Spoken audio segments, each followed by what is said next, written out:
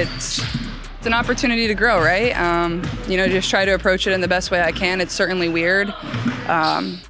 Caitlin Clark didn't play a single minute of basketball that day, and yet she owned the arena in a way that even legends would envy. As the Indiana Fever rolled into Chicago, Clark, sidelined with a groin injury for the fourth straight game, did something that defies conventional sports logic. She became the center of attention without touching the ball. She spent over 20 uninterrupted minutes moving through the United Center, signing autographs for hundreds of fans. Two-thirds of the arena, packed with supporters, followed her every step, not with polite claps or simple admiration, but with the kind of awe usually reserved for music icons or global celebrities. This wasn't a warm-up. This wasn't a casual acknowledgment. This was a coronation. The entire sports world witnessed a moment that didn't require a single dribble. Caitlin Clark, in street clothes, turned an opposing arena into a shrine of fandom. Everyone involved, but I'm not going to I think that really does stem from our defense. When we are aggressive defensively from the jump, it just sets our... And all Angel Reese was supposed to be the queen of this house. Kadu was watched from the shadows of the bench, nursing her own injury and her wounded. Pride, what happened in Chicago wasn't just another stop on the WNBA calendar. It was a full-scale takeover, a cultural earthquake disguised as a regular season game. This was Angel Reese's territory, her city, her crowd, or so we thought. She had been marketed as the hometown hero, the starlet of the Windy Cities. Hardwood Dreams, with her flashy Reebok campaign and the so-called Barbie night practically built around her image, the Chicago Sky had tried to create an identity around Angel Reese. But when it mattered most, when the brightest spotlight was finally turned on, it wasn't Reese who stepped into the moment, it was Caitlin Clark, not even laced up, who commanded it. For him, obviously his college career and journey has been great. Obviously he's been working out with a lot of teams. Hopefully he comes to Chicago. And not just with grace, but with absolute dominance. Fans lined up not for Chicago Sky players, not for autographs from their hometown favorites, but for Clark. They swarmed her as though she were royalty, screaming her name, thrusting jerseys, balls, and programs in her direction. She signed everything she could reach. She kept going even when security tried to guide her toward the tunnel, because Caitlin Clark understands who she is now. She knows what her presence means. This wasn't just a feel-good moment or some pre-game novelty. It was a seismic cultural shift that couldn't be ignored. The very building that should have belonged to Angel Reese transformed into Caitlin Clark's personal convention. Fans didn't just show up to support a team, they came for her. And while some tried to spin it as Fever fans traveling to Chicago, It really just comes down to effort and us not locking in mentally and following the scouting report. that argument collapsed under the weight of one brutal fact. These were Chicago fans. These were locals. These were Angel Reese's supposed people. Yet they clamored for a chance to interact with Clark, to be near her, to be a part of her orbit. One fan even tried to hand her a Chicago Sky t-shirt to sign, perhaps not realizing the irony. Clark, ever respectful, declined. Because even in a moment that seemed chaotic with excitement, she kept her standards intact.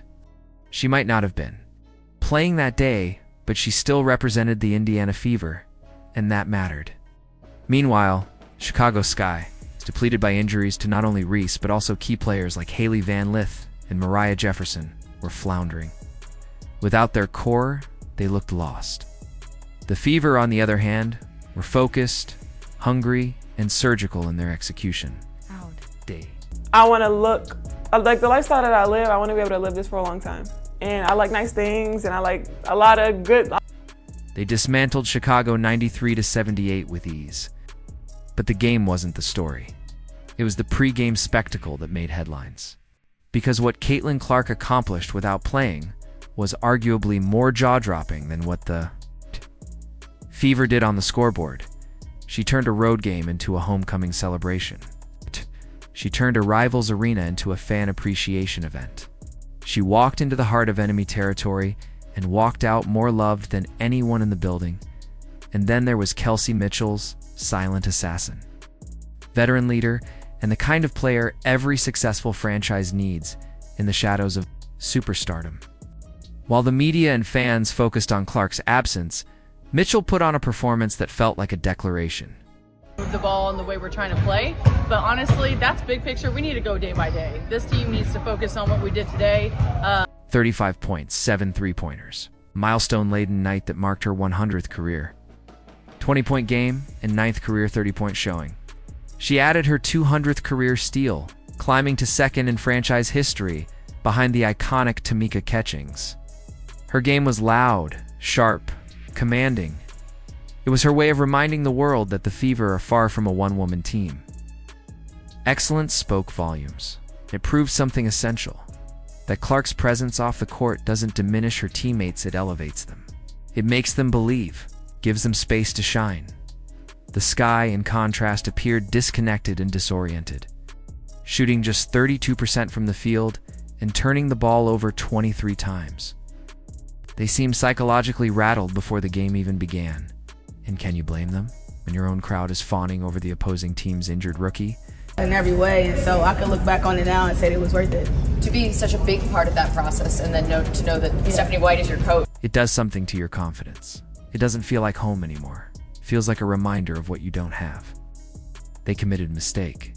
After mistake, allowed the Fever to build an 18-2 run in the first quarter and never managed to fully recover.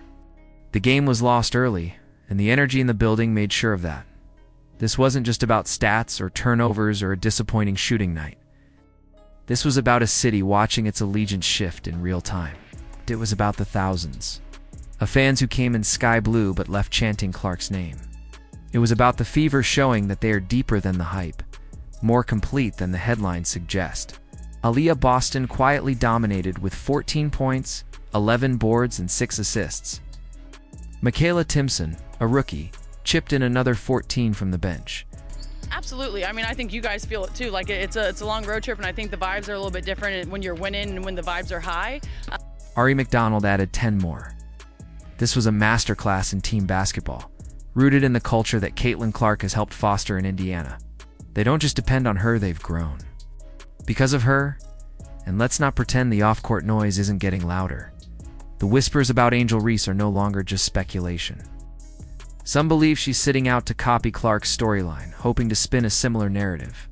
That if Clark gets media love while injured, maybe Reese can get the same. But the reality is harsh. Clark lives rent-free in her rivals' minds because her presence demands attention.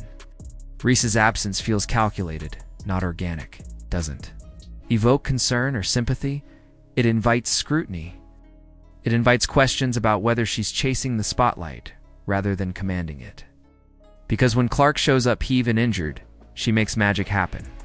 When Reese doesn't, it's just another absence. What happened in Chicago on July 27th transcended basketball. It wasn't about wins and losses anymore. It was about legacy, about presence, about star power that bends the universe. Caitlin Clark sat on a bench and still managed to make more impact than most players do in a full season. She turned heads. She turned hearts. She changed the temperature in the room. That's not talent. That's transcendence. And it's something the WNBA has never quite seen at this scale. Clark has become the center of the sport's gravitational pull. Her jersey is the second highest selling basketball jersey in American BA included. She is the reason TV ratings are up. She is the reason attendance has exploded.